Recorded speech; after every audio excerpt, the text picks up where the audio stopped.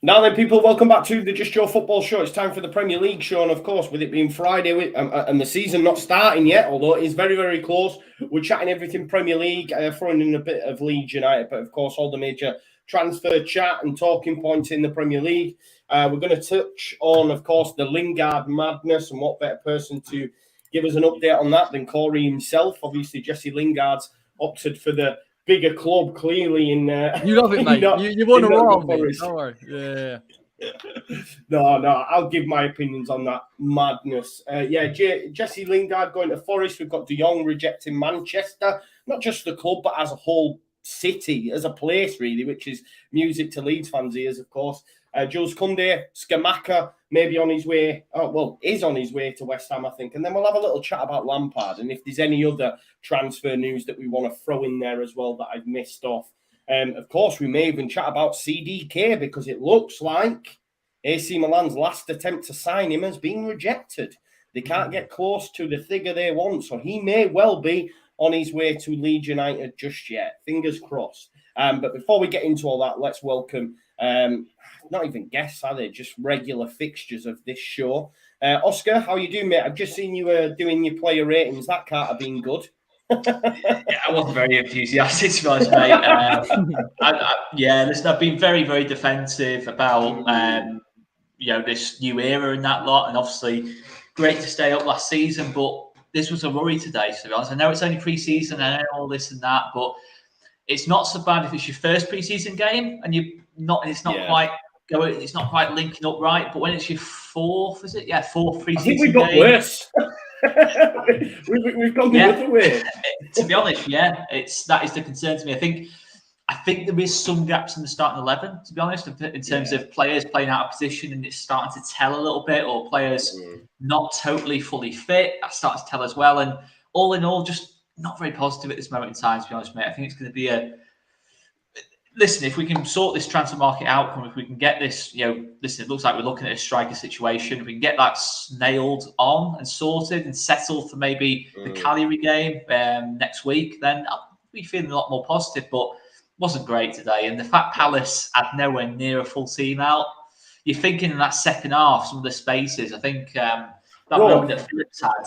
It's not, I said this, if they had Zaha, Eze, Elise, they'd have murdered us in that second half. I think even just one or two of them probably would have done. In all honesty, listen, Palace are a good team. I genuinely think Palace are a team that's going to probably keep improving. They recruit really, really well, and I think we've recruited well so far. But I still think there's more to do. I think I was saying to you last night, I still think there's more to do yet, and I think today was a very much telling. But listen, it is only pre-season.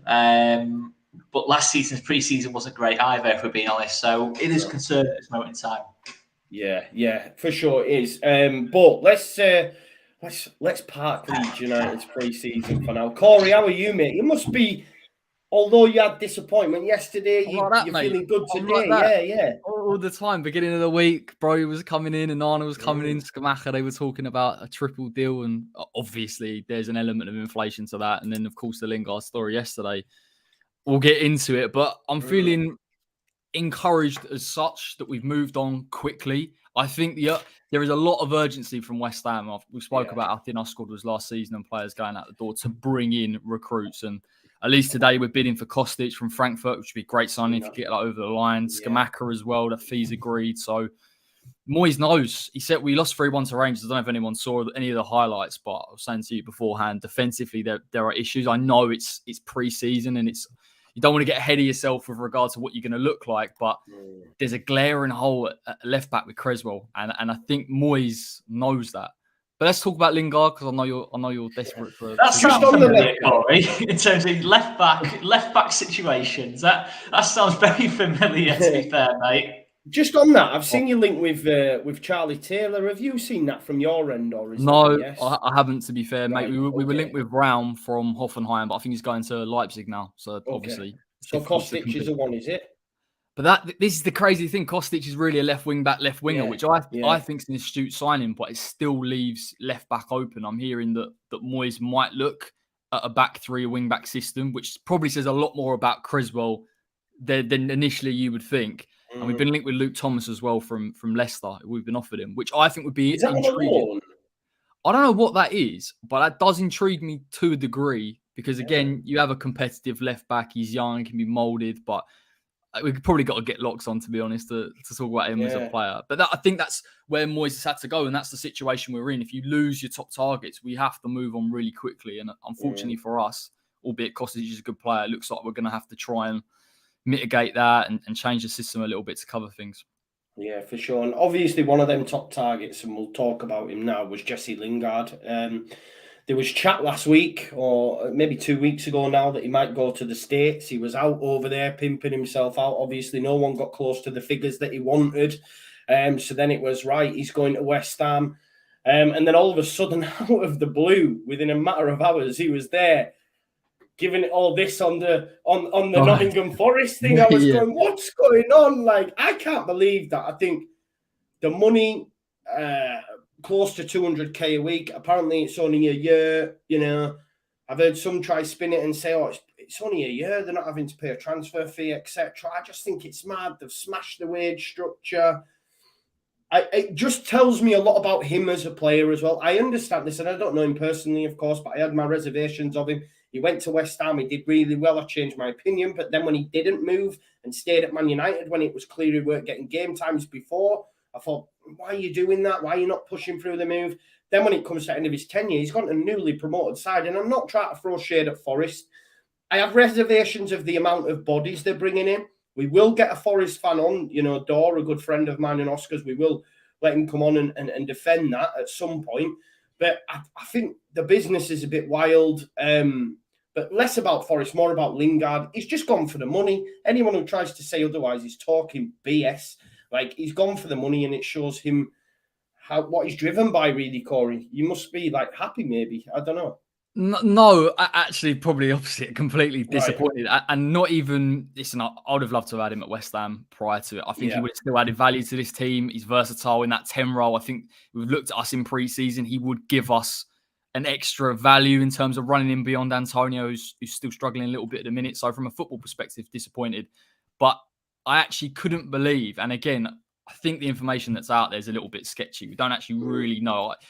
From what I saw and from what I imagine, Forest offering probably up to in total of 200k a week with bonuses included. West Ham offering 50k less.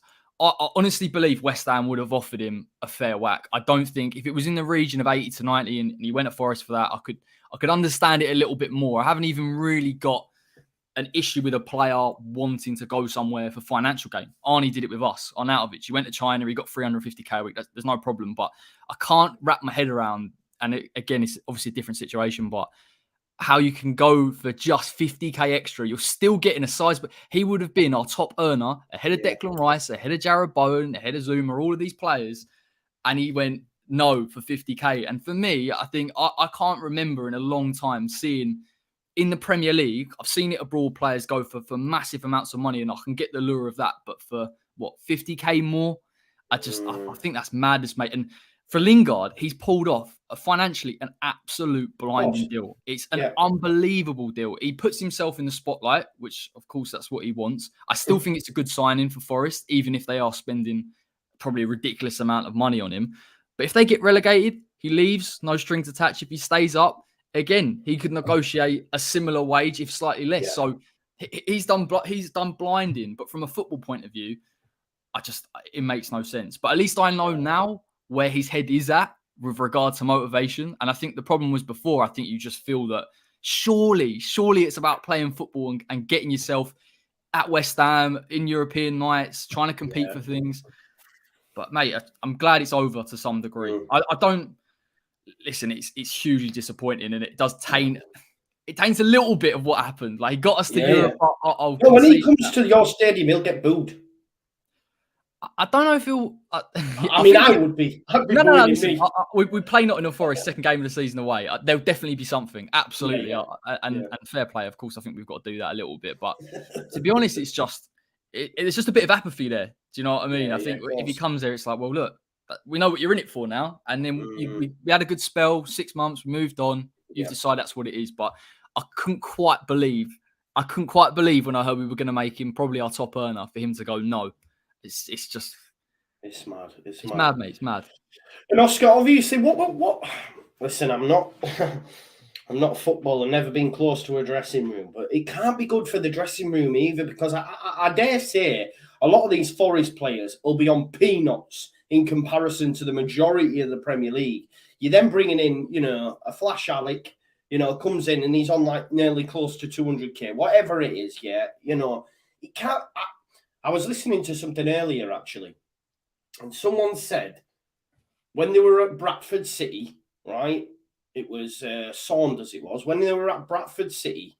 Benito Carboni came in and he got given like 40k a week. And you had folk like Dean Windass and that apparently that were bargaining over an extra £500 a week by with the chairman. And it said it just battered the dressing room because Carboni came in 10 games into the season. He'd not scored any goals. And everyone's looking around saying he's getting this and we're getting that. What's going on? And you could have a similar sort of impact at Forest. I mean, I seen a meme yesterday. I think it's a Love Island one where he said Forest are losing 4-0 at half time. And there's a guy and he goes, do you want me to just rap to lighten the mood? I think it's a Love Island thing. It's just brilliant, man. But talk to me about your thoughts, mate. It's wild. There's a few things that really don't make sense to this whole deal, really. I mean, first of all, Steve Cooper, in terms of what he's built at Forest, it doesn't feel like, people like Jesse Lingard, in terms of highly experienced players with big names in that lot. It feels like Steve Cooper's moved away from that, even in the Championship. The likes of Lewis Grabban. Lewis Grabban's one of the most prolific players in the recent years in the Championship. He's got dropped straight out of the team. Brought in Keenan Davis and Brennan Johnson up top, and that's ultimately those two linking up well, got promoted. And obviously Jed Spence as well. Not a very well-known player before this season, and that feels like how Steve Cooper built that team. And for me, that's a big thing. That in the dressing room, you've not just got Jesse Lingard, you've got other potential players coming in. I think Emmanuel Dennis has been linked from Watford. I'd imagine he'll be on more than what the other Forest players are on. And it's not the bad players, but I think when you're making that many changes to a team that was in absolutely mesmerising form, this calendar year, in terms of the way they got themselves into the playoffs in the first place, one of the form teams in the country, it just feels a bit daft to me making that many changes to your starting 11. I know Jed Spence was forced on them because they couldn't compete with Tottenham in that lot. And Nico Williams is probably a good bit of recruitment. But yeah, I don't know about Forest at the minute. I'm not sure. Still, let's see what it's like in a couple of weeks. Maybe it's probably a better judgment on Forest. But the thing for me with West Ham is West Ham's side of this deal. West Ham seem pretty stacked on number 10s to me in terms of Said Benrahma, Lanzini, Fornals. I don't know if Lingard's significantly better than any of them. Maybe a bigger goal threat, but is he a bigger... Well, hang on, Joe. Mate, can't hear you, mate. Sorry, I was saying that he massively improved him when he went in that spell. Yeah, he did. He's different. He's different to what the other number 10s are. Yeah. He's very, very well suited. I think that's the kind of thinking from Moyes anyway. Yeah, no, there's no doubt about that. But I still think if West Ham out of this I don't know, would West Ham have been able to do Lingard and Scamacca? I know we'll talk about Scamacca later on, but I feel like Scamacca's the bigger upside in terms of the lack of goals West Ham had in the centre forward area. Yeah. I feel like you can do more with Scamacca than what you could do with Lingard. But listen, it's probably a gutting one for West Ham to lose out on him in that sense. He was already very popular in the fan base. But for Forest, just purely look at it. Will Lingard add to what they've got already? Yes. But is it worth 200 grand? Is it worth 200 grand to him a week? No, I just don't see how I don't see how you can justify the fee without Lingard getting like 10 goals, 10 assists. And realistically, is he going to do that? I don't think he is. But yeah, just the whole thing just, I don't know, just doesn't really make any sense. And listen, if Forest stay up as a result of Jesse Lingard's goals, they'll say it was made sense. But I don't know, it just feels an odd one to me, really. It's just so out of the blue, but it's certainly going to go down as one of the stranger, more unexpected transfers of the transfer window. But again, I said the same about Christian Eriksen. I was surprised Christian Eriksen went to Man United, but I think this one's even more surprising, to be honest, because this is just total. No one has mentioned Jesse Lingard going to Forest at any point up until yesterday. And to be honest with you, when I saw you put the message in the group chat, Joe, in terms of Lingard, I was thinking, is he just retired from football or something from the messages? Because it was the way I read it, I thought, what? And then no one actually looks up. I saw what you meant by switch, because I think you put in the chat, Lingard, you can see what his main motivation is now. And I was thinking, yeah. I don't know. But anyway, it was a surprise. I probably used an expletive as well, to be fair. Yeah, it might be, but it's one of them, isn't it? It's mad. And I can't think of anything worse than him scoring against us and doing that. No. He's definitely going to score a winner against us, by the way. It's definitely going to happen. It's going to be horrific. You're going to be sitting there like, honestly, that would be so West Ham for that to happen. It's like, the thing is, there's not. Listen, I wanted Forest to come up. Let me just caveat and say I want Forest to do well. I like Nottingham Forest. I think they're a huge club. They've got 2 European Cups. I don't mind them, me personally, and I think I'd rather have them in the Premier League. And out of the 3 that came up, I was like, yeah, I want them to do. But I just feel they've done an awful lot of business. And like you said, Oscar, a little bit, maybe too much, and you upset the apple cart. It'll be interesting to see how it transpires. From an individual perspective, I hope he bombs. Because I don't understand how you can turn down European football and a chance of maybe scraping into the World Cup squad. I'm not saying going to Forest that won't happen, but he's got a better chance going to West Ham and doing that. I mean, he wants to live in Nottingham as well. Like there's a big draw of London. Like, I just don't understand it. It's just pure greed for me. Pure greed. And let's not pretend, like, I understand. I've seen Oscar talking earlier on not this Oscar, the Brazilian Oscar, saying how he got hammered for going to China. But, he's from rough beginnings and, he made a lot of money and he's looking after his family. Okay, I hear that a bit. Jesse Lingard's been on about a lot of money for a long time. He's got cash. He's got cash. Just on Oscar a second. Just on Oscar, before he signed to go to China, he's probably one of the most marketable footballers in the world. In fact, he's a Brazilian. He was number 10. He played for Chelsea. He was winning Premier League titles. He looked like, and he was a super player at Chelsea and looked like the next big thing. You think now commercially, he can't possibly have anywhere near the same level of commercial potential in China as what he did, playing for Chelsea and potentially. In the future, like most Brazilian players look to do, we've seen it ourselves, go to a Barcelona or Real Madrid. It just feels like really short-term thinking to me with certain football. If you look at someone like Lewandowski, for example, he's 34 now, and he's making absolutely mad money at Barcelona. In terms of commercially in Spain, I think he's already making more money on commercial deals. I read somewhere just from signing for Barcelona in 1 week than what he did in the whole of Bayern Munich, which is part of the reason apparently he wanted to leave. It just feels very short-sighted, I think, with some players to me. And I don't know, it's like you can have an extra 10, 15 million in the bank. Would you rather have an extra 10, 15 million in the bank when you've already got 50 or 60 in the bank? Or look on the back, or go to sleep at night knowing you've won a Premier League title or a Champions League and playing for the biggest clubs in the world? I don't know. And it's easy for me to say I'm not on that kind of money, am I? So I don't know. I just feel like, I don't know. Do you not feel like you become a bit of a robot? When you. I haven't got an issue with a player. It's completely up to these players what money they want to get, and they're more than entitled. I haven't actually got the issue with that.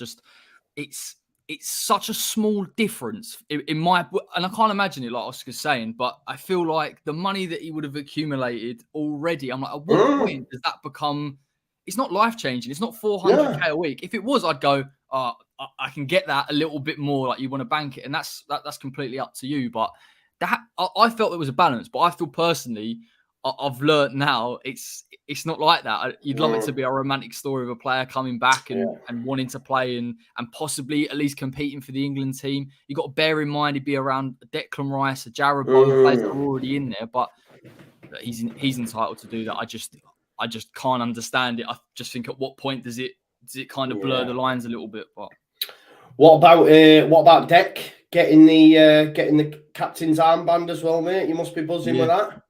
Yeah. Look, mate, no illusion. I think he was obviously going to become. He has been captain. I obviously love Nobes, but he has been captain on the pitch for a year, and I think I saw his interview with Sky Sports today, and again speaks incredibly mature for a 23-year-old. Completely understands. Every time I've watched him for West Ham, I've never felt that anything to do with speculations on his mind, and there's no illusion. I appreciate this is probably, if not definitely, the last year that it'll be a West Ham player. But I think the way that he's dealt with it, albeit you can see behind the scenes, he's not signing a contract and he obviously wants to keep his options open, which is fair enough to him. Wouldn't deny him that. The fact that he's still concentrated on the task is important. And he's obviously our best player, our most important player. He's integral. So it's now about getting players around him where we can actually be competitive. So, he'll be looking at that as well. So talk to us about Scamacca then, mate. Deal done? I don't know if it's done. I'm happy the fees agreed. That's always seems to be the biggest problem with West Ham and meeting the asking price. I actually feel that I'm surprised Sassuolo have come down that low. I thought we would be talking 35 up to 40, but now we're talking 30 basic and then 5 add-ons. It's a good signing. It's an exciting signing. I'm intrigued to see what he can do. I think 6'5" is obviously an aerial threat. I think he offers more composure in front of goal than Antonio, although he is a different player. And I think at least it gives us options to play around with. And Oscar, you put in the chat the other day about players like Jarrod Bowen and Antonio feeding them off in. And that's why a left-hand side attacking midfielder is actually quite important, because if we're going to bring Scamacca in, you want to be enabling him and allow him to draw players to him. You see for Sassuolo, you've got 3-4 players around him at times to try and win the ball. So it'll be interesting. I think the only concern, what West Ham fans are talking about is he a good progressor of the ball in the same way that Antonio or Broja is? I'm not sure. I don't think that's his game, but I don't think he's going to be a poor signing. His build-up plays really, really impressed me from what I've seen. And I think we've got enough creativity and enough movement off the ball with players like Jarrod Bowen and Fornals to get enough from him. But it's been a long time coming. A long time. 18 months with one striker. So at least we finally get him through the door, hopefully. So Fabrizio Romano, he's reporting 36 million euros plus 6 with add-ons, which I've just had to Google because I'm sick of converting euros into pounds. But it's roughly around about 35 million all in. Is that right? Yeah, sounds about right. It's not bad, is it? It's good. I thought it'd be 40. To be honest, I'm past the point with West Ham when we start talking about transfer fees. This is the summer. If you're going to push an extra 5 million, then the board absolutely have to do it, because if that's who David Moyes wants, he's earned the right, obviously within reason. We're not talking £20 million, but I think we've got to that with Scamacca. We've got Onana. We've obviously got the bid on the table. Again, that looks like another one where it's an extra 5. I would like to see West Ham push in that direction, because I think having targets that David Moyes is absolutely sold on is... And are these his, bro? Are these his? Not like Hilaire. These are his, yeah? Well, I think Scamacca, apparently, Moyes will have the green light on it anyway. And I think that's kind of what people are waiting for. But our head of recruitment's identified him. And I feel that West Ham wouldn't have gone this far into the negotiations if he didn't have some kind of interest. Because we were linked with Dan Juma, and that could have got done. But obviously it wasn't a Moyes signing, so it didn't happen. But as long as he wants him, I think he knows. Moyes knows from a few pre-season games he needs another option up front, just to even give Antonio a rest, because he doesn't look that fit, to be honest, already. Offers a hell of a lot to this team when fully fit, but we just need to rotate him in and out. So I'm excited. I want to see what Scamacca can do. People are worried it's another Allaire situation where they see a tall guy, possibly not the most mobile, but I think that'd probably be a little bit unfair on him, to be honest. Oscar, thoughts on Scamacca? Are you a fan? Yeah, I've not seen him play lots, to be honest. I've only seen him play Italy against England and Germany, I think, in the Nations League. And he looks a decent player. And the fact that Arsenal, I think, were chasing him as well at one point. And I think the fact for Sassuolo as well, the fact he's played with Berardi, Domenico Berardi on the right-hand side, he's a very similar player to Jarrod Bowen in terms of playing style. I think he's quite good as well. Sassuolo, a bit of a hipster team kind of thing in Italy, but I think he's a decent fit for West Ham, to be honest. I think as well, in terms of reading up on him a little bit, I think The Athletic did a piece on him when he was getting linked with Arsenal, and he's had quite a tough upbringing, I think, as well. And I always think, I feel like West Ham fans appreciate players like that who really had to work really, really hard. The rod. Yeah. It's like Jarrod Bowen, like Hull and that lot. It's like, he's had to really work his way up, kind of thing. He gets it. He does it. You say that. We had a famous Italian, didn't we, with Di Canio that just got it. True. And I love players that just get it. Like when they just understand it, it's like, brilliant. Okay. He's obviously got to have the quality. If he's not going to score 10 goals and create, then we might have a bit of an issue. But And he does come across a bit of a hothead as well. But not in like a bad way. He's going to get sent off every week, but he does seem to have that fire about him as well, which I'd imagine will be quite popular at West Ham as well. I think decent enough. Signing. If you can get, Antonio maybe not playing every single week, I think that's better for Antonio at his age. I still think he's someone who can give you top output. Even now, he can get you sort of those 7, 8, 10 goals a season, even from the left wing, if you can give him a bit more of a rest. What is he, 32, 33 now? And I think at the end of the day, it's just about getting that for West Ham now, that extra sort of 8, 10 goals in that sort of front four. Because it felt like in the second half of the season, it was just Bowen scoring. Antonio dropped off, Ben Rama dropped off, Fornals was never really scoring. It felt like the only way West Ham could win a game was 1-0, keep a clean sheet, and then either a Bowen moment of brilliance or a set piece, really. And that's what it felt like second part of the season. I think you can go back to that first part of the season where West Ham were playing superb football. I think very much, it can be another good season for West Ham, and top 6 is on for me. I really do believe that. I think it's a possibility for West Ham. Got to get the business right, aren't they? Just on Bowen, I've transferred him out of my FPL team. You're a weirdo, mate. Do you know why as well? You'll hate me for this, but I had to get Sancho in. Ooh. Really? Yeah, I've got a big feeling about Manchester United. I know it's horrible. I'm telling you, I've seen some of these highlights, and I appreciate the season, but I'm concerned at how quickly they look like they've adapted. I think we'll talk about it, but it's probably not that bad. We're going to save predictions for next week, I think, but I've got a bit of a big shout that won't go down well, but we'll see. But yeah, I've had to get Sancho in. Have you done your FPL teams yet, folks?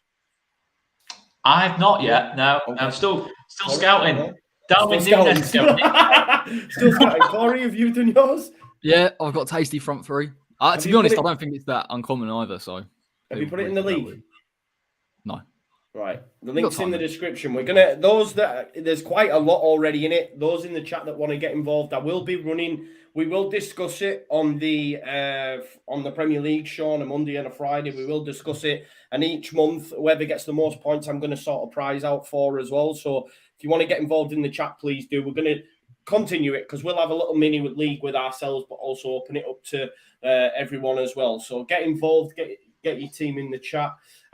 Right, so yeah, make sure you do that, Oscar. So West Ham doing bits.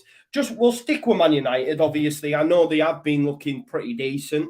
Martinez got done. They've got the guy at left back. The name escapes me. Malacia, that's it. Yeah. But the big one for them that they've been chasing since the start of the window, Oscar, was Frenkie de Jong. They've gone really big. I've heard Man United fans speak about it and say, regardless of what happens, we're going to have to make this one happen because we're going to look stupid, etc., etc. Then he's come out, basically on Sky Sports News as well, this has been reported, because when I mentioned it yesterday on my stream, people were like, surely I hadn't said that. I went, look, this is from Sky Sports News, where he'd said that he doesn't like Manchester, the city, and also said the club's run erratically, which I think's madness when he's currently at a club that owe him £17 million. So it's like, if he thinks Man United's run erratically, the way Barcelona's run, then that just shows you the opinion he has of Man United. But you're obviously well in tune with the Barcelona stuff as well. I know you follow them quite religiously. What's going on with Frenkie de Jong? Could he go to Chelsea? It's a weird one because it felt, just to give a quick little thing on Frenkie de Jong, is that he signed initially 3 years ago, I think it was, when Barcelona was still really competitive and looking like, it felt like he was going to be the final piece for Barcelona to just win the Champions League or become really dominant like the Celtic or the Rangers or whatever of the Liga again, really dominant over Real Madrid. But it's never really happened for Frenkie de Jong at Barcelona, to be honest with you. Good player, but he's not really found his role. They tried him playing in the Busquets role. They tried him playing higher at the pitch, and he just hasn't not really happened for him. And he's still obviously a very good player. You watch him play for Holland, still a good player. But I don't know, it just doesn't feel like Xavi, certainly since Xavi's come in, I don't think he's ever really been that sold on Frenkie de Jong. And all the Barcelona media is saying, he's going to make him the next Xavi. Who's better to do it than Xavi himself? But Xavi's kind of said, no, I've got Pedri. I don't really he's not as good as Pedri kind of thing. It feels like Pedri and Gavi are like the golden players kind of thing. And Frenkie de Jong has kind of not found the role for himself. And Barcelona, it's pretty clear, need to sell someone. They need to get one of the big earners off the wage bill. And I think Memphis Depay probably goes, who's just totally back to Manchester United, by the way. Insanely cheap, by the way. 25 million for Memphis Depay. That's I don't know if you saw his goal in pre-season, but that's insanely cheap. He's probably worth double that, to be honest, in terms of what he can do in terms of up top, his all-round game. But it looks like Memphis Depay, Frenkie de Jong are the two players they're trying to get rid of out of the ones that are left. And I don't know. Keeping Martin Braithwaite. Martin Braithwaite, they can't get rid of Martin. Relton Braithwaite's still number 9, I think. But the thing with De Jong is his big dream throughout is a bit like Raphinha, I guess, has been to play for Barcelona, and he doesn't want to let that dream go. That's what everyone's kind of saying in the media, and all the reports are. He still wants to keep that dream alive of playing for Barcelona, but Barcelona are kind of saying no. We're I think low key Barcelona are keen on Bernardo Silva. Not this summer, next summer. I think they're planning on that one, pretty heavily planning on Bernardo Silva as the next kind of like marquee signing. And they need to get rid of someone, and it's pretty clear Frenkie de Jong is going to be the one who drives the most money. I think Chelsea, to be honest, is where we go. I think Todd Bowley, yeah. Todd Bowley. Well, he had that meeting as well. He had that meeting. Yeah, exactly. When he said, "We're just here for a meal," live on Sky Sports. He's got this massive thingy, like file, just some paper in that lot. People are trying to what's his name, see what he says in that lot. He just looks so unprofessional. He said, "We're just here for a meal. That's it," kind of thing. And you're thinking, no, you're not, because Chelsea haven't signed anyone. Barcelona haven't signed anyone from Chelsea. Chelsea haven't signed anyone from Barcelona. So who else was the conversation about? Why is Joan Laporta, Barcelona's president, just flown to London? I feel like Frenkie de Jong to Chelsea makes quite a bit of sense, really. I think he's an upgrade on Jorginho. Surprise, surprise. I think he is an upgrade in that sense. You partner Frenkie de Jong with a Kovacic or Kante or Conor Gallagher, I think you've got Chelsea all of a sudden building a really nice team in terms of the back end of the team. In terms of, I know we're going to talk about Jules Koundé, Koulibaly. Chelsea all of a sudden you might think, they're kind of having the Tottenham kind of transfer window. They still need to do more, but I think Champions League factor, Champions League, London. The fact that the system they play, I think playing in midfield 2 alongside a harder working midfielder is what got the best out of Frenkie de Jong at Ajax, got the best out of him for Holland. I think he's a smart guy, Frenkie de Jong. I just think Frenkie de Jong's looking at him thinking, I don't want to be like another one of those players who's gone to Man United, like a Pogba and that lot. They've never found a position for me, kind of thing. And yes, I know under Ten Hag, he built his career with Ten Hag, and that's where the whole link seems to come from. But Man United in midfield still have a lot of work to do, and they're making so many different changes and that lot. Eriksen's coming as well, who's probably might even play a little bit deeper as well. So I just think he wants that Champions League football, that London lifestyle, if he's going to leave Barcelona. And who's to say he doesn't go to a PSG or something? They don't get involved. It's I just don't feel like it's going to. I don't feel like you can say that with all the media coverage over Man United, because if he drops 1 5 out of 10 game early doors, Graham Souness, Gary Neville, the Man United fan base, Mark Goldbridge, all like these, it's a goldfish bowl, isn't it, playing for Man United at the minute? Because everyone's loving it. Who's not a Man United fan? What's happening to him? He has 1 5 out of 10 game. That quote is going to get plastered all over social media, and that's what happens with players that. Like that. So I think he's almost making sure it can't happen in the hope that he stays at Barcelona or he goes to a Champions League title fighting club. That's what I feel like is the situation there. For sure. Just to round off on Man United as well, Corey. Obviously Ronaldo's situation's still rumbling on. I feel Atletico Madrid want him, but Simeone's maybe not sold on him. Maybe it's something along those lines. He's willing to take a pay cut. I don't know what's going to happen. Simeone and Ronaldo. Yeah. Do you know what?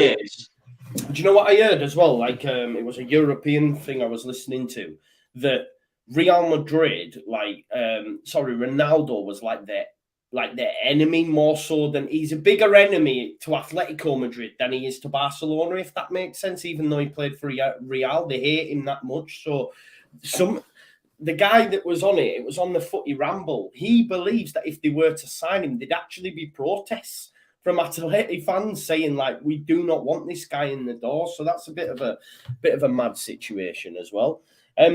But this talk of Martial leading the line, Corey, what do you think to that?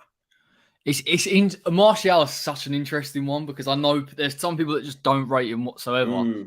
I still think there is a player there, and purely because I've seen him score 20 goals a season. The big thing, and we discussed before we went live, was some of the goals that Manchester United are scoring, and the movement of that front three indicates to me that it works, and I can completely understand having Martial over Ronaldo, even though I thought Ten Hag would look to build around Ronaldo and ultimately build the play right up to his strengths. But there's something about Manchester United where I'm surprised at how quickly those players have taken on board what he's asking them to do. And I appreciate his pre-season, and across the course of the season, it could be completely different. They might not be able to maintain that. But I think Oscar said it the other week, I thought it was pretty spot on, was there's a very fine line with Manchester United, because they're ultimately, they have got really good players like a Sancho, like a Rashford. And if it clicks, then they're very competitive. But I thought Martial has been the most interesting part of their pre-season for me, because I just couldn't envisage him staying. I didn't think he was really a Ten Hag player.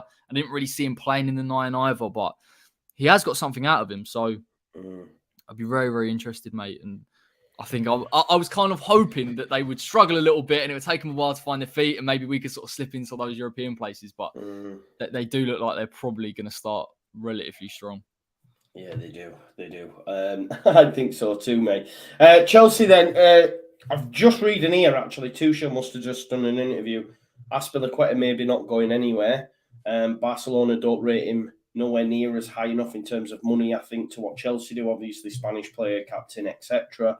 So he says, Tuchel's saying, look, I'm going to have to say it to him, I'm sorry, you can't go. Maybe that's just posturing in the media, but it looks like he might be staying. Obviously, Jules Koundé yesterday apparently went on pre-season with Seville, and he was holding out for Barca, but I think Barca have held their hands up and said we can't get close to the figure that's already been agreed with Chelsea, maybe, and it looks like he's going to Chelsea. So what do we make? Because I still am a bit like cautious of this Bowley guy. He just seems to be bringing in these. Obviously, they've wanted Koundé for a while before he even came in the door. That's clear. Koulibaly, it almost feels a little bit too late, perhaps, but they're doing all right, aren't they? Obviously, Sterling in as well. I still think they need a number 9 in an ideal scenario. I'm not sure if Havertz is it. Do you know what I mean? I know he'll probably play there. Can Brozier be relied upon if he does stick around? I think Ronaldo would be an all right fit for them, personally. I know Chelsea fans don't want him, but I don't know. Maybe I'm wrong, but I think they've done all right business, to be fair. I do think Koundé's a really good signing. I think it's probably very good in a back three, just because I've seen him play against us. I know he can progress the ball really well and he can carry it out from defence. So I think the qualities that Tuchel wants from a defender, he's got. The only, and again, people probably get bored of hearing it all the time, the only concern would be it probably is height. I'm talking about set pieces, and maybe if a player wants to try and pin him. I only say that because I've seen Antonio go up against him, and that element of physicality and aggressiveness, he can find that quite troubling. And it's not to say, I think when we spoke about Martinez and we spoke about Koundé, they're ultimately going to be in possession-based teams anyway. So they'll probably be quite strong, and definitely both those sides will get the strengths out of them. But that would be a concern for me. And maybe it's mitigated in a back three. Maybe if you're sitting next to Koulibaly, it's less of a concern. But I'm interested to see what happens with some of these 5'9" centre-backs, because although they are very, very good in possession, I think teams will target them, or they'll have to target them at some point. Thoughts on Chelsea's business there, Oscar? Yeah, I agree with Corey. I think it is a concern, Koundé's height, but I think in terms of a technical level, in terms of what he could do on the ground, in terms of winning duels, recovery pace, covering the wide areas, can play on both sides, can play in a back three, great on the ball. To be honest, I think he's out. I think he's not just great on the ball. I think you're talking sort of Van Dijk kind of level on the ball. I think in terms of it, he looks like a midfielder playing at the back, just a Rolls Royce in that kind of sense. And he has been the best defender in Spain for a pretty long time now. You're talking 2 or 3 seasons. And I still think Barcelona, if they think there's this, even if they can sell Frenkie de Jong to make it happen and push Frenkie de Jong, literally force him out the door, I think they would, kind of thing. Obviously, Chelsea are the favourites, but Barcelona are desperate for him, kind of thing. So they want to play him alongside Araujo. It feels like all the clubs that are trying to sign him are anticipating the fact that he's only 5'9" and he's going to get bullied from time to time. They're putting basically hard bastards alongside him, kind of thing. You know, like Koulibaly, Thiago Silva, Araujo. When Liverpool were linked with him, Van Dijk and that lot, it feels like they're anticipating that situation. And I think that's how you get the best out of him, Koundé, in that kind of sense. But yeah, I think for Chelsea as well, we spoke about him a minute ago, but one player that's really standing out for him in terms of getting goals in that lot, in that number 9 role, it's surely got to be Memphis Depay, really, especially at that kind of price. You know, with the fact he can play on the left as well, he can play through the middle. Yeah, I don't know. It just feels like one that would really work well there. You know, in fact, alongside Sterling, Mount, you know, it's quite an energetic, high pressing front 3. Then you've got all of a sudden. Yeah, I don't know. It just feels like one that would really work, especially if they signed De Jong. You know, in that kind of sense, someone who's played with him for Barcelona and Holland. It feels like, something they should do. But obviously, if Ronaldo would be willing to move to London, I think, it's probably the final piece of the jigsaw. You know, they've got everything for it to work. You know, Reece James's delivery from the wide areas. We know how good Ronaldo is in the air. You got Ben Chilwell on the other side. You've got that kind of quality. You have still got a lot of hard workers around him. Sterling, Mount. So if they get a striker, Chelsea, it's not. And all the new players gel, which is another big thing as well, by the way. You know, getting all those players to gel. A whole new back 3. You know, in terms of both either side of Thiago Silva. And Thiago Silva's 37 this year, still world class, but he's not going to play every single game. Probably why they're trying to keep Azpilicueta.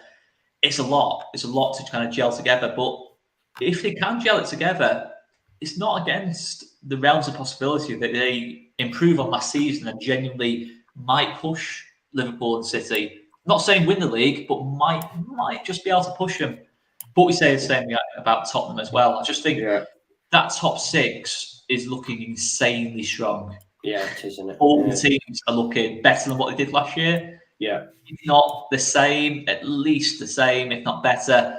It's looking strong this year. And I tell you what, if West Ham do manage to break in that top 6 this season, it's some achievement for anyone. If they're on the door. It's going to be a good season, mate. It's going to be a good season. Yeah, quality-wise, it's insane at the top end of the table. I don't think I've ever known it higher in terms of amongst the top 6 clubs.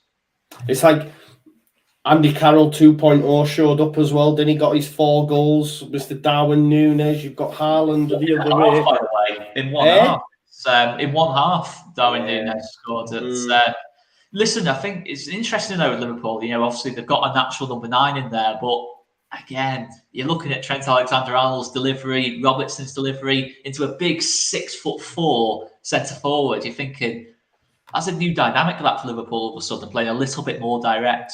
And I think it works really well. It might take a little bit of time to gel, but I do think in time that's going to be a really successful bit of business for Liverpool. Yeah. Let's obviously Ben Mee signed. If he is Andy Carroll 2.0, that would be. No, I mean that's what everyone was saying, weren't they? I seen a guy tweet out, man. The edit was fantastic. He just clipped up loads and loads of Man United fans saying all this stuff, and then his 4 goals. It was good. Ben Mee's gone to Brentford on a free transfer. Obviously, Zinchenko went to Arsenal, which I think is a good deal. I want to talk about a club though that seems to be in disarray at the minute. Everton. James Tarkowski, the only one in the door thus far, on a free after leaving Burnley. They have lost Richarlison. They've lost a few more, but again, I think a lot of them are loans and released. John Joe Kenny, but Richarlison's a big loss for them. They had almost their full-strength side out the other night against Minnesota. They were beaten 3-0, or was it 4? It was 8-4, wasn't it? It was 4-0. Dele Alli missed a sitter. And listen, if I'm assuming all Leeds fans will have seen it because it's nice to see, but this interview afterwards that goes on for about 2.5 minutes is just basically Frank Lampard hammering his players. The way he talks as if he has nothing to do with them. Like he's devoid of any sort of criticism whatsoever. He did say, I need to improve, but it was mainly based on the players. He's talking about relegation. They're 2 games into pre-season, 2 weeks away from the start of the season. You need to be building the lads up. They must be watching that thinking, what the hell's going on? It's glorious to see, not for Everton, the football club, but for Frank Lampard. I think he might be the first manager sacked, to be honest. But they're in trouble, Corey, aren't they? They are in trouble, Everton, this season, I think. Yeah, I think they were in big trouble last season. I think credit to them for getting out of it in the end. I think Lampard kind of swallowed his pride with what he wanted to do with the team, and they went low block and counter-attacking and worked to their strengths. Ultimately, losing someone like Richarlison is a huge loss. I think the way you saw Everton's success, or at least staying up last season, was trying to keep defensively solid and working off players like him and Gordon. I don't think they can rely fully on Calvert-Lewin's fitness. I think that's a big problem as well. And the fact that there clearly are gaping holes in the team, particularly midfield. Midfield feels really, really weak and has done for a while. There's no real balance in there. There's no attacking depth. I just feel that Everton are going to struggle next season. But to be honest, I don't think this is an outlandish claim. I thought they did well to even stay up last season. And I think it'll be very, very similar to this. But I don't think Tarkowski's a bad signing. No, he's not. It's crazy for me now to look at Everton and think, given all the money that they've spent, that they just simply can't spend any more. And yet they're in such a terrible position that the only way to really get out of it is by doing it. But yeah, it does make me laugh about Frank Lampard and distancing himself from the players. And I kind of felt that with Lampard, whilst I was loath to give him any credit, I thought at least he's kind of understood the strengths of his team and he's gone with that. But to throw him under the bus this early as well, without realising it's effectively the same team, if not slightly worse, it's a bit mad. And I agree with you. I think Everton can go early, but if someone goes in, that's a really difficult job to go into, especially if you've done it after the transfer window. There's no, you got to wait till Jan. So yeah, they're in big trouble. I think there's talk of like maybe Barkley on loan even. I seen that the other day, and it's like if Barkley's going to, rejuvenate you alongside Dele Alli, you're in the shit, man. That's what I was saying. I mean, Oscar, you have a lot of Everton fans, friends, obviously living in Southport. What's the general consensus? Are they happy or what?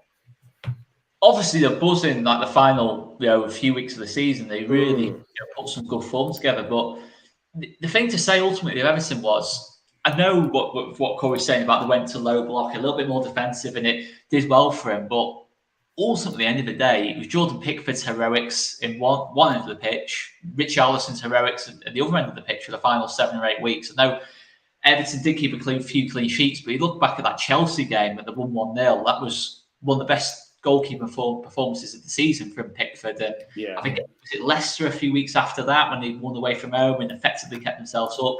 That was a massive part of it. And maybe Pickford will recreate that again. But you look at the other end of the pitch, had they really got someone there without Richarlison who they can kind of hang the hat on and say, week in, week out, he's going to maybe not score every week, but he's going to give us big performances. He's going to press from the front. He's going to be a real outlet for the whole team. I don't really think they do. Maybe Calvert-Lewin, but Calvert-Lewin's availability is definitely questioned. But in terms of what Everton fans are thinking, I think they're stunned. They haven't done any business yet. I think there's a lot of regret now from the Everton fan base in terms of what they did in January. Now with the knowledge that they can't do anything now, in terms of obviously they spent the big money on Dele Alli, Van de Beek, obviously in terms of wages they paid out on Van de Beek. It feels like to a lot of Everton fans I know in terms of it just seems daft that they knew that it's not like that situation was new on them in July. They must have known in January that even if the best case scenario they do stay up, they're going to have to really, really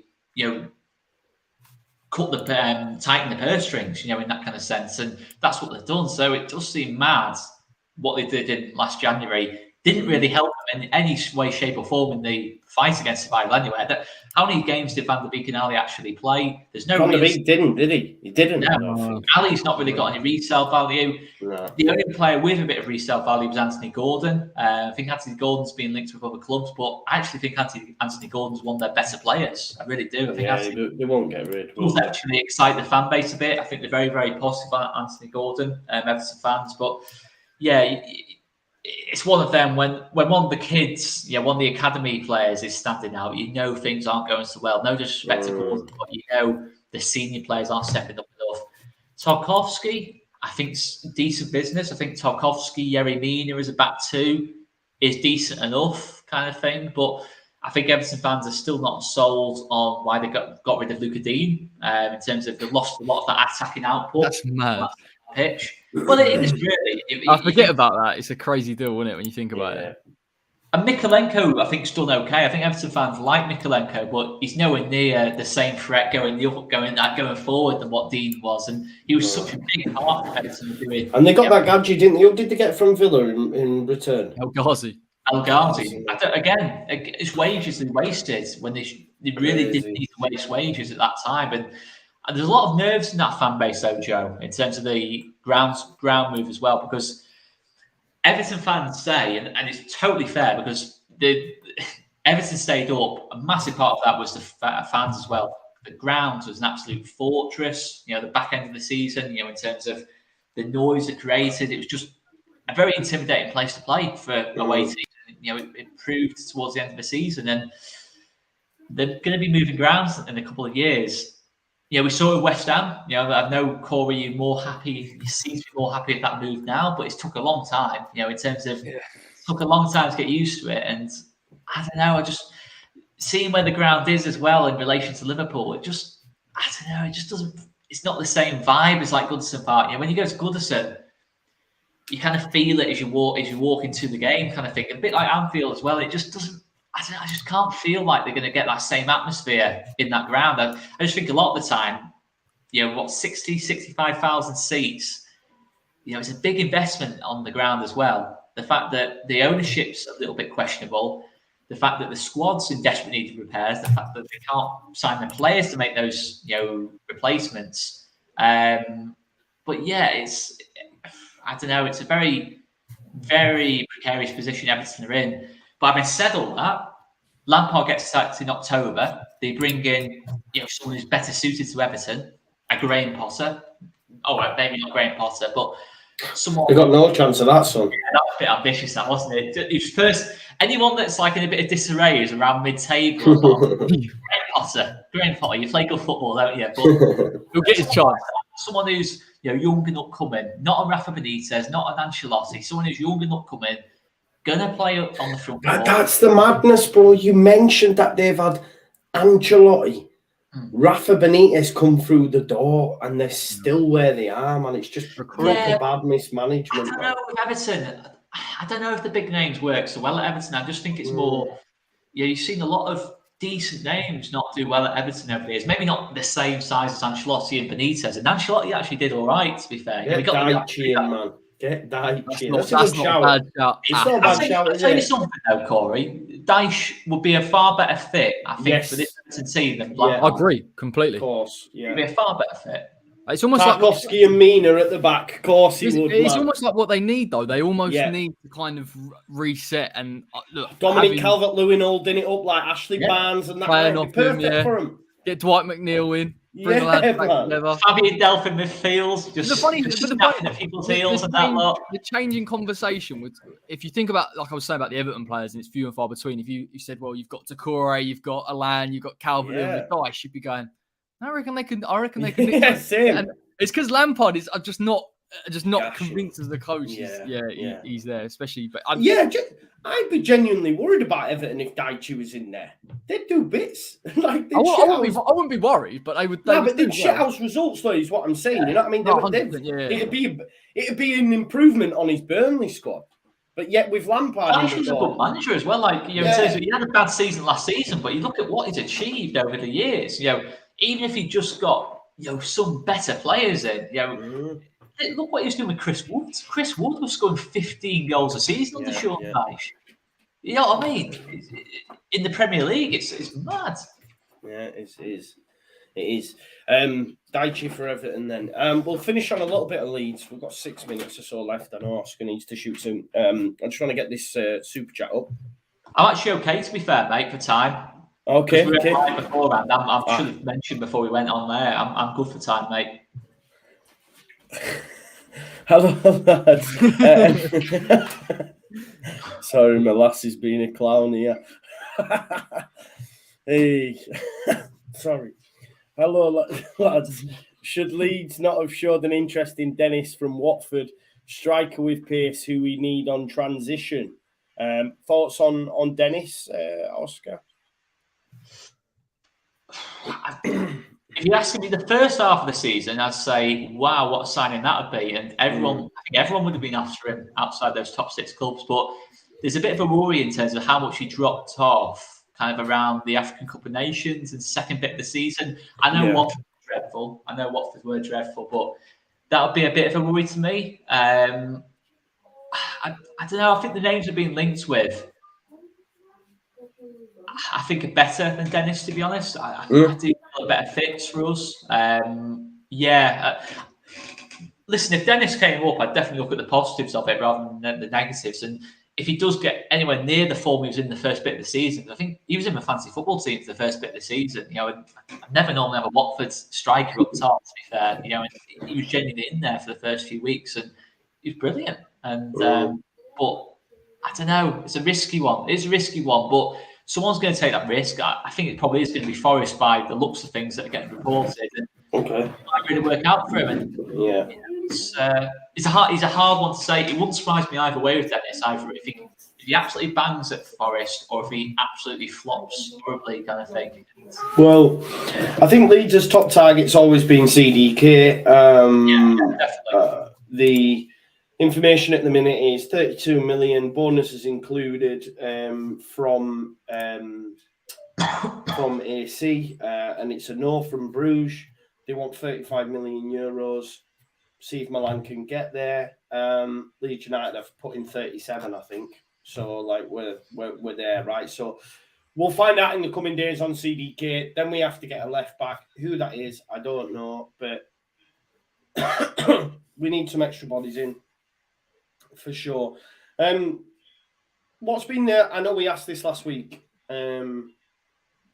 Has your opinion changed on Corey on who's had the best window so far since I think we'd said Spurs previously, and then you'd said, was it Jesus was the best sign in the window? Nah, it's not really.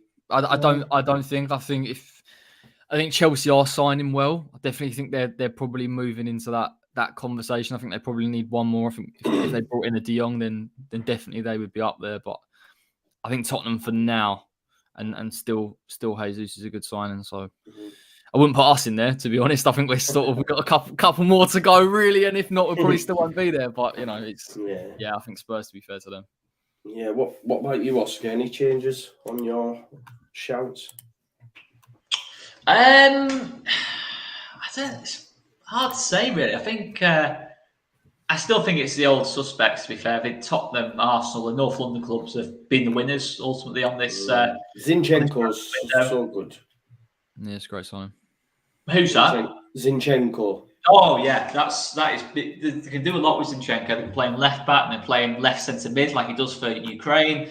I think I look at it and think, he's going to play every week, Zinchenko, whether it's left back or left centre mid. And I feel like, that's the sign that gets him up another level. Still not, Liverpool City level, but you give Martinelli, Saka another season, to really grow, become, listen, Salah and Mahrez weren't top players at Saka and Martinelli's age. They still need a little bit more time to grow in that lot, and I think they will. They've got decent depth. I think Saliba, to be honest with you, I think it's going to really push Ben White and Gabriel. It wouldn't surprise me. Yeah, it looks that way. You look at it, I think he might even be better, to be honest, than both, in all honesty, in terms of things. Certainly more physical and, going to not allow Arsenal to be bullied as easily. Quite a young team still, Arsenal. You think maybe a Saliba at the back there just toughens them up a little bit. I've still got one or two areas where I think they need to probably upgrade, but they're not going to be able to do it now. In terms of goalkeeper, I think to really get to that top level, I think you probably do need to go up on a level on Ramsdale. But top four's definitely on for Arsenal, and you can say that about a lot of clubs. Just trying to think who else has emerged is doing quite good business. I think Newcastle low-key have been pretty good. I think they still get maybe one or two players in. I think they've kind of carried on with the same. Might even be Jack Harrison, mate. Well, that's a massive concern to me. I'm not going to lie. It's a massive concern. We can't sell him, bro. If we sell him, we're up shit creek. We can't players in one window. It's too much change for me in terms of you have to change your whole front line because we'd have to with Jack Harrison went. We already obviously lost Raphinha. Sinisterra's come in. Looks like CDK. We're trying to get over the line. He's got an hamstring injury after 30 minutes. Yeah, that's a massive concern as well for me. I think Josh Hobbs. I think it was Josh Hobbs who alluded to it on Twitter and that lot. Is that we've got a lot of good forwards, decent forwards, but there's no one outstanding in the RAF kind of way. You can really just light up a game and win the game on his own in that kind of sense. And I think Sinisterra kind of was that for us. And listen, he's not out for the season, but it's a concern because Jesse, the whole team, needs a good start to the season. It's pretty clear for everyone, isn't it? And Wolves, Southampton, first two games, Everton's in there quite early doors. Brentford, that's the chance to get some points on the board early. To try and get 8 to 10 points from the first, sort of couple of months of the season. Going to be more difficult now, and it's going to be more difficult. And you're looking at least 3 weeks with Sinisterra, so that's probably the first 2 games off the menu for him. And the next game back's Chelsea. Realistically, is it going to make much difference in the game against Chelsea? Probably not, because Chelsea obviously are much stronger than us at the minute. So it concerns me greatly, to be honest, mate. Especially the fact that the left back situation. Firpo's out for 8 weeks. We're not sure. It feels like we're not sure on whose the backup's going to be. Is it going to be Jack Harrison out of position for the first bit of the season? Stewart going to left back. Leif Davis has been tried there. Gjell's been tried there. In fact, we're trying so many different players there. Yeah, I agree. To me, we're still trying to work that one out, really. But the other players, listen, Christensen, I think, is an upgrade. Aronson's an upgrade. Rocker and Adams, they're not KP. I'm not going to say the KP, but I quite liked what they were doing against Villa in the first half. I thought we looked decent in midfield, moved the ball around quite nicely. Robin Koch, I think, has had a good pre-season. I think he feels like the main centre-back now. And it's going to either be Schuick, Coops, or Llorente alongside him. But it's still a long way to go, mate. Still a long way to go. I was a lot more confident before today's game. I know it's only one game. It just feels... We can't create chances. Yeah, that's a concern. In open play.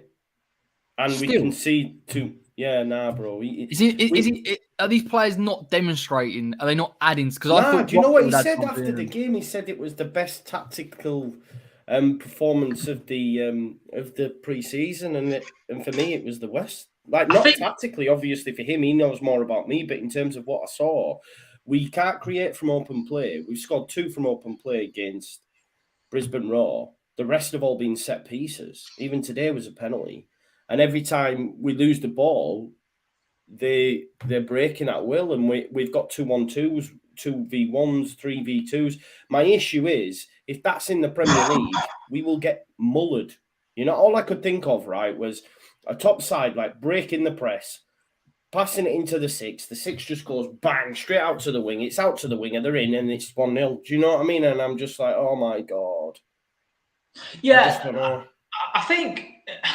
Today's probably been where it's looked really bad against Palace. The types of player Palace have, and it wasn't even their strongest player. Villa was a problem as well. There was a few 1v1s. Watkins had a few chances for Villa.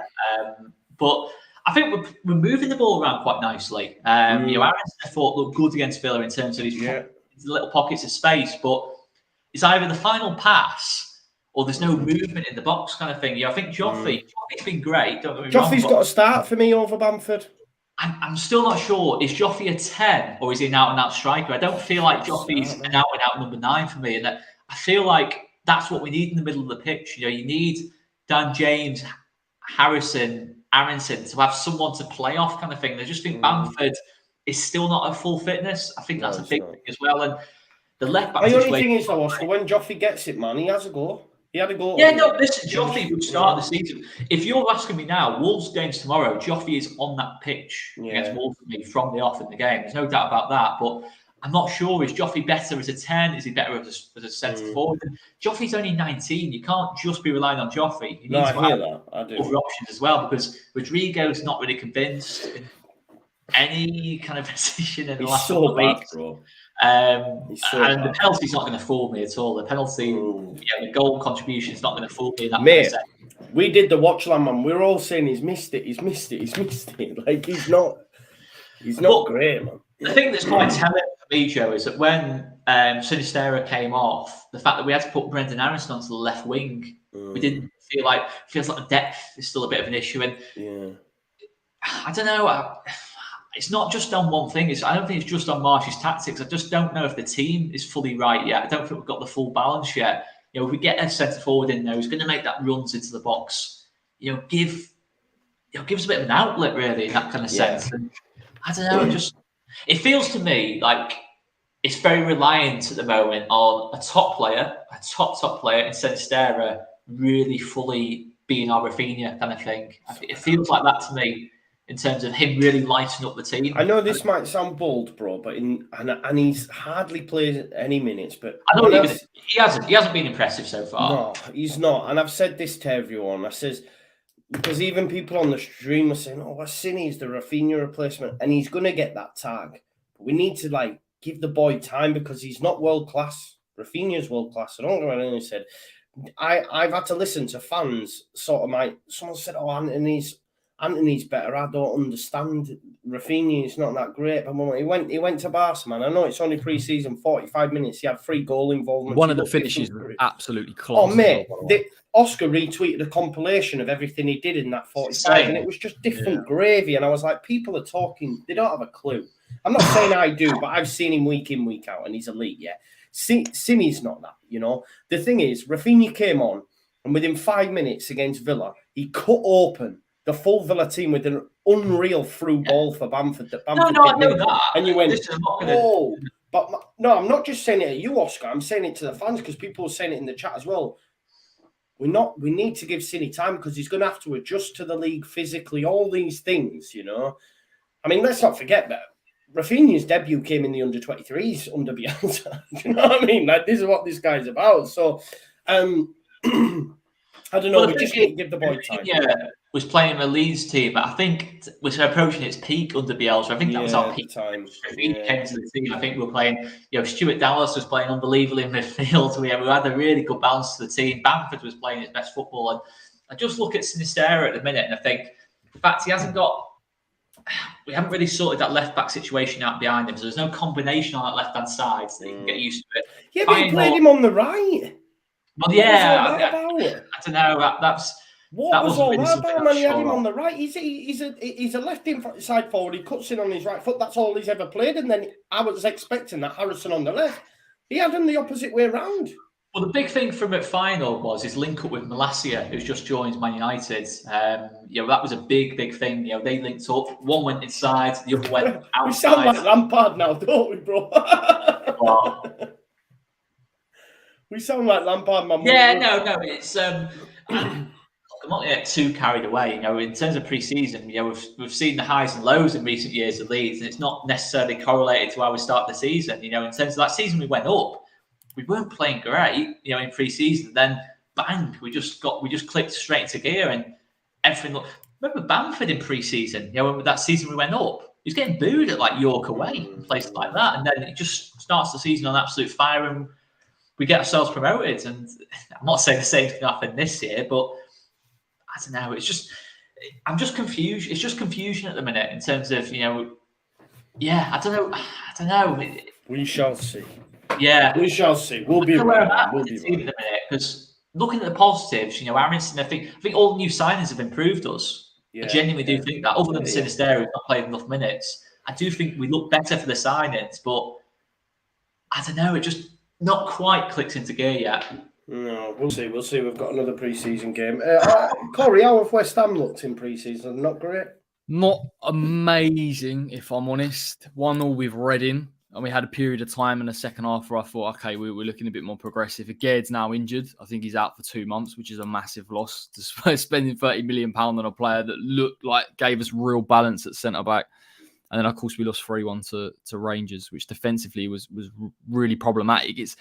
It's a weird one. I'm not too bothered about pre-season. I'm not even really interested in results, but I do look at performances and perhaps how we're progressing. And there is an indication, I think, that West Ham want to play on the front foot, out of possession. We want to press a little bit better. But I think when you have, and again, like I say, pre-season's about fitness and your press might be off. And West Ham have really done it probably in the last 2 seasons. But Creswell's a big issue because I think athletically, if you're going to press like he did for their second goal, and also, even when he's sitting slightly deeper, he's really struggling with aerial duels, players getting in behind. The whole thing just breaks down. So it's kind of like I'm okay with it, to be honest. We're playing around. Our 10s look quite good. Fornals looks good. Ben Rama looks good. Jared Bowen, of course, still looks really, really sharp. So from that point of view, it's encouraging. But yeah, it's just defensively. It's just getting that mix. That's why I think Moyes is looking at it thinking, do I play with wing backs? Is it better for me to play with a back three? Am I going to get a better balance here? But we'll see. We've got Luton tomorrow. I think we'll play a full strength team, to be honest, at least for the first half, and hopefully we'll see something a bit stronger. But I'm not worried. You know what it's like. You're 3-0 down against Rangers at pre-season. You're going, oh no, what's happening? But then we Souček come on, and I thought he was fantastic actually. And Thomas Souček's form has dipped massively at West Ham for a year or so, but he looked better for the break. Soufal looks better for the break. So Downs has done really well since he's come in. I've been really, really impressed. He looks like a good signing. So, yeah, that's the lowdown on West Ham. Luton tomorrow, and let's see what happens. Come on, the Hatters. Come on, the Hatters is what I say. I'm joking. He's trying to wind me up all the time. He's trying to get me to crack. I'm not doing it, mate. I just need to talk about Jack Harrison's hat trick against the Hammerstone, and that seems to do the trick. Listen, I think that's enough for this week. We chewed the fat over a lot of it. I can listen to Corey all the time talk about football. He knows ball, folks, yeah? He knows ball. Oscar, of course, he knows ball too. Don't you, Oscar? Sometimes. Did you enjoy the Open? Yeah, mate. Yeah, it was good. Bit gutted Rory didn't win, but one of them things. Cam Smith deserved it. I won money, bro. Get you to what did you get odds wise? I'll tell you, man. When did you invest? I had Dustin Johnson as well, and he when came did you put bet in at the start, or yeah, I have each way. What start before it teed off before round one? Yeah, I'll show you now. Fair play, man. Fair play. I'll show you now, just so everyone knows I'm not trying. You made a bit of whack on that, haven't you? A bit of money on that. Trust me, right? I mean, it's not mine. I follow a tipster, right? I will say that. Right, okay. No, yeah. But hear me out, right? Hear me out. So, golf, right? I've tried horses, yeah. Horses is a mug's game. Gamble responsibly, by the way. But golf is mint, right? Because you can do each way terms. And when it's the big ones, they give you like 14 places. So, like, I'm always winning, genuinely. What did I had? One sec, mate. How do I get my... I won like 70 odd bar anyway off three each way, I think it was. £3 each way. And then I got some back on Dustin Johnson. But what I'm saying is, folks, golf's the way to go, okay? Trust me, golf's. It's decent, man. 14 places. Amazing. Anyway, that's enough golf chat. You can get some F1 chat on us with Oscar soon as well. He's going to be doing that. Did you say you've done your FPL team, Joe? Yes. Are we going to do a show where we actually just show people our teams and then they? Yeah, that's what I'm saying. We're going to make it part of the. Joe's team's full of Man United players. He's going to have to be careful about this. Wait there, I'll show you my team now. So if there's more than 2 or 3 Man United players on this, I tell you. Sometimes when I see people's teams, I'm tempted to go, "No, you should change it." And then I think, "Hang on a minute, we're in a competition." I'll show you now. I'll show you my team. Yeah, I've shown it years before, man. But you can get in the league. I had to make a change, as I say. I took Bowen out because I needed to get Sancho in, and it was between Bowen or Kulusevski. And how much was Sancho? He is. I'll tell you now. Hang on. We'll have a look. This is what I've got, right? So, Nick Pope in goal. James and Chilwell. Perisic and Trippier.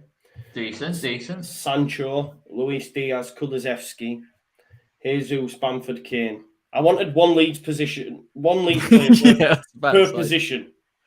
I mean, he might have to come out. I put Gallagher in, Aronson, Christensen, and Kelleher, right? But I did have Bowen in, but I swapped him for Sancho. Let's have a look and see players, transfers. Let's have a look and see what Bowen is. So I've still got 1.5, but if I go to here, let's have a look. What's Haaland priced at? I don't know. I stayed away from new signings, bar Perisic. Where is he? He's there. 8.5 he is. 8.5. But I had to... No, well, that can't be right. Well, I wouldn't have had to do that, would I? 7.5. Sancho 7.5. All right, fair enough. I get it. No, that's fair. Yeah, because Bowen's more expensive than Luis Diaz. Yeah. Whoa. It's just the goal record from last season. That's it's the points, isn't it? 206 points last time. Oh. What's Haaland at? Let's have a look. 11.5, you know. 11.5. What's Kane at? So Kane got in? 11.5. Kane's less than Son. Son's like 12, isn't he, I think? Is he? Yeah. What's Nunes at, do you reckon? I've not looked at any. I've stayed away from new ones, but I just know Perisic will work at Spurs, so I'm having him in. Darwin's only 9. I'm invested there. 2.5 mil less. Yeah, it's a lot, isn't it? I might invest on that. You'll have to get your team sorted so we can get them in, right? And then we can... Jesus is cheap as well, by the way, at 8. I think that's relatively cheap. Diaz? Sorry, Jesus. Yeah, and Kulusevski as well, I think. I'll tell you my team now if you want. Go on then. All right. Got Areola in goal, but that's a West Ham thing, really. Perisic, Romeo, Saliba, James at the back. I've got Heung-min Son, Luis Diaz, Martinelli, and up front I've got Haaland, Darwin Núñez, and Gabriel Jesus. Oh, that's lethal up front. Yeah. And I saw that and I thought, if I can afford it, I'll have it. No problem.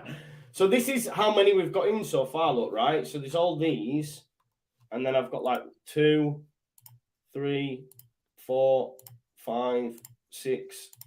Yeah, so like 6 pages worth. Yeah. Yeah, so there's quite a lot in there. So we'll make a good fist of that. I think we can have a good chat about it every week. Save a little section for it. I think you should have a prize for 1, 2, and 3 every month with that many people in there, mate. Do you reckon? European places. I might have a sponsor sorted out, so I've been trying to sort them out. So see if they'll help me out. But I'm going to speak to them on Monday anyway and see what we can do. So fingers crossed. Thanks everyone for watching. Please get your FPL teams in if you want to get into the league. The link is in the description. Follow Corey on his channel. Follow Roscoe on All Leeds TV. And we'll see you again on Friday. Thank you very much. Harmony, you pick a squad. You pick your own team. Yeah, you pick a squad and then put it together. Just get involved. It's good fun. We'll see you all next Friday. I think next Friday will be prediction time, right? Yeah, because the week after Arsenal. We do the table.